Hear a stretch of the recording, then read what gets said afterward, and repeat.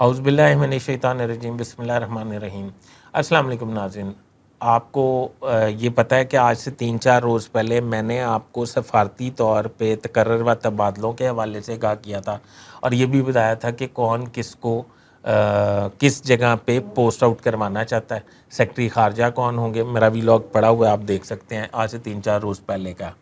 یہ اہم تعیناتیوں کے حوالے سے اس کا ٹاپک یہ ہے۔ دوسری بات میں آج آپ کو یہ بتانے والا ہوں کہ پاکستان کے لیے انتہائی اہمیت کے حامل ملک امریکہ کے میں پاکستانی سفیر مسعود احمد خان جو اس وقت خدمات انجام دے رہے ہیں، انہیں فوری طور پر واپس بلائے جانے کا فیصلہ کر لیا گیا ہے۔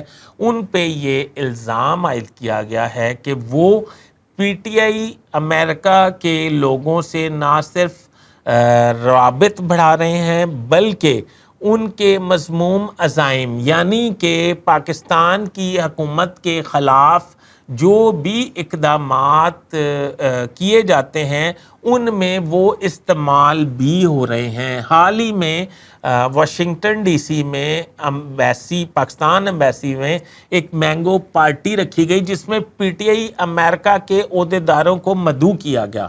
تو ناظرین، میں یہ سمجھتا ہوں کہ حکومت جانے سے پہلے مسعود احمد خان کو جو ہے نا فوری طور پہ واپس بلا لیا جائے گا۔ تو ابھی تک کے لیے اتنا ہی، تو میں مزید اپڈیٹ ہوگی تو میں آپ کی خدمت میں حاضر ہوں گا۔ اللہ حافظ۔